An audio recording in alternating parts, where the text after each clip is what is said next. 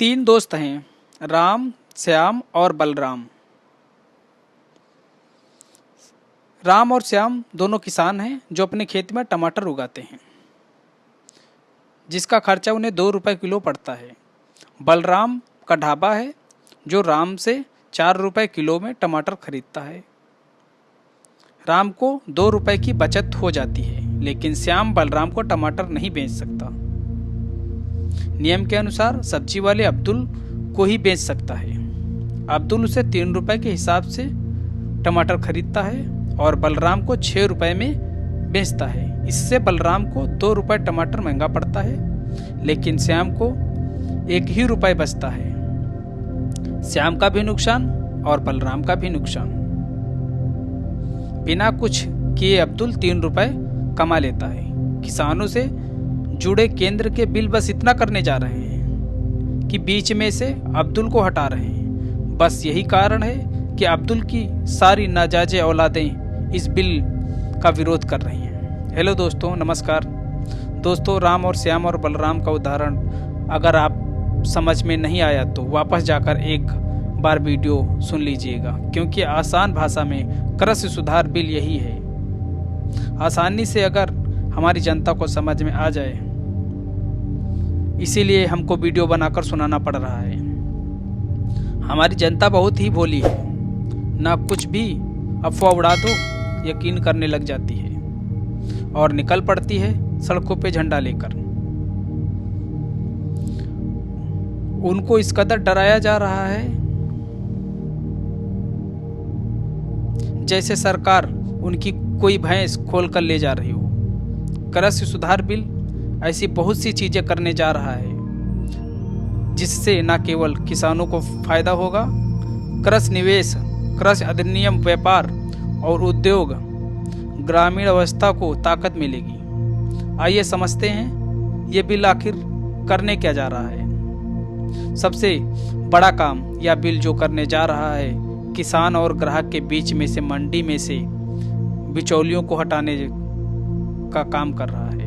बाजार की भाषा में जिसे आड़ती कहते हैं। अभी किसान मजबूर था जो अपने अनाज या कोई पैदावार बेचनी है तो वह केवल मंडी में ही जाकर बेच सकता है। राम बलराम को नहीं बेच सकता, अब्दुल को ही बेचना पड़ेगा। नया बिल वह कहीं पर किसी को भी बेच सकता है, सीधे बाजार में जाकर, ग्राहक को ग्राहक के घर जाकर, दुकानदार को होटल में, रेस्टोरेंट में, या फिर ऑनलाइन जैसे रिचार्ज ऑनलाइन किया जाता है,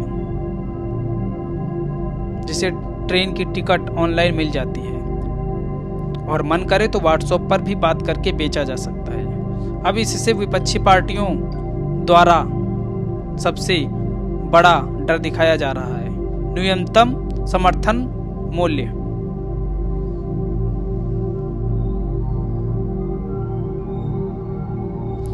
यानी MSP, हिंदी में बोले तो मिनिमम सपोर्ट प्राइस।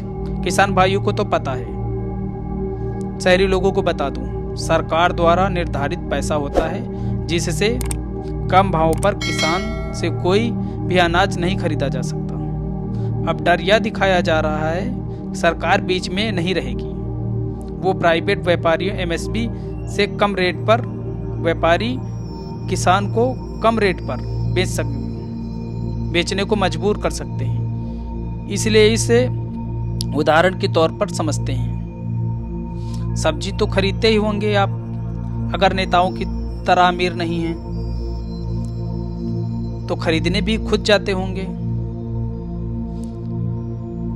टमाटर क्या भाव चल रहा है आजकल? 80 रुपये किलो, 70 रुपये किलो वो वाला टमाटर है जिसमें सारे टमाटर घुमा घुमा कर देखने पड़ते हैं।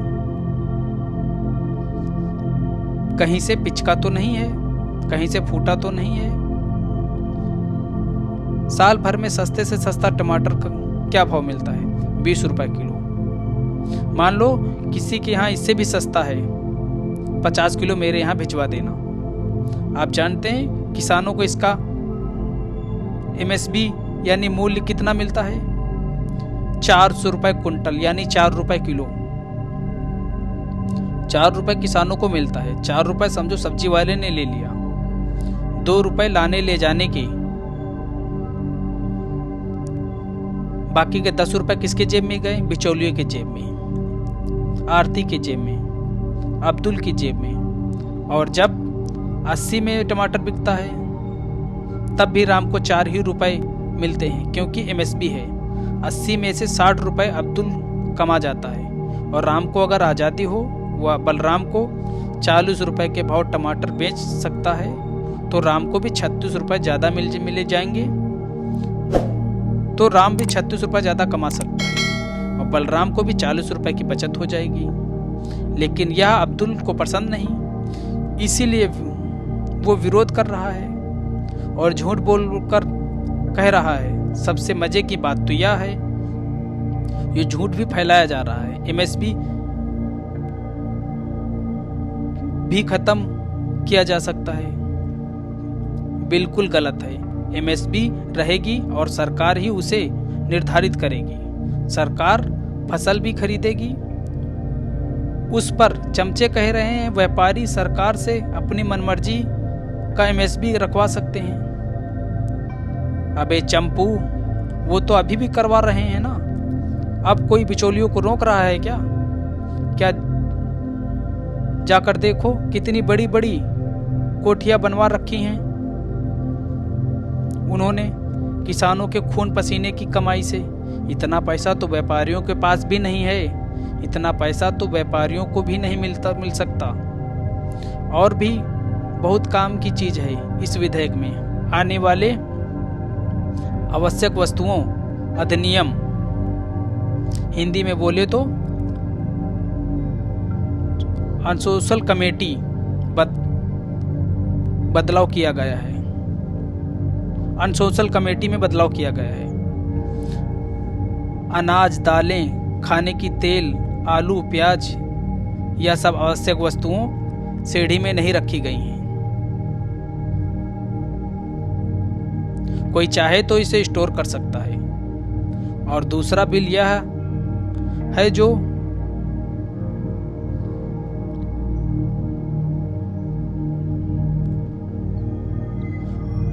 बोले जो आश्वासन कृषि सेवा समझौता,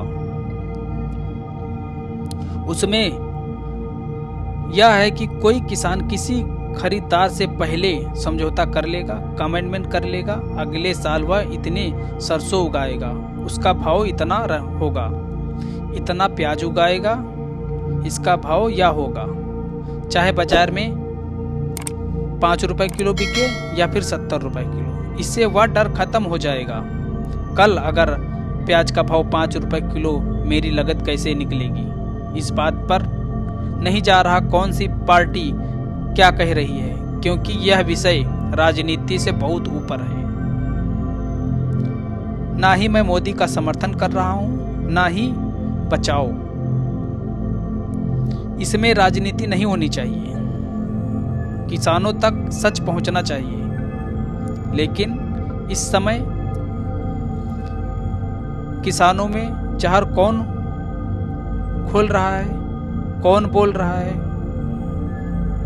उस सब के नाम याद रखने बहुत जरूरी है। चाहे कांग्रेस पार्टी हो, चाहे अकाली दल हो, चाहे समाजवादी पार्टी हो, या फिर केजरीवाल हो, या फिर भारतीय किसान यूनियन ही क्यों न हो। ये सोचने की गलती न करना सड़क पर किसान निकला है, रेल किसान रोक रहा है, वह तो अपने खेत में फावड़ा चला रहा है। इसी फावड़े से वो मोदी जी के साथ मिलकर बिचौलियों को मंडी से बाहर निकाल रहा है। देश का किसान ना तो भिखारी है, ना तो बेवकूफ। आज तक किसी सरकार में इतनी हिम्मत नहीं हुई कि बिचौलियों को हटा सके, ना ही तो उसे इतना विश्वास है जो फसल उगाता है उसे बेच भी सकता है। उसे सरकार का फ्री का पैसा भी नहीं चाहिए। वह अपनी किस्मत हर परिस्थिति में लिखना जानता है। अगर आप भी किसान को अपनी मर्जी से बेचने की आज़ादी देना चाहते हैं तो कृपया लाइक करें, कमेंट करें और चैनल को सब्सक्राइब करें, क्योंकि खुशियाँ बांटने से ही बढ़ती हैं। जय हिंद, जय भारत।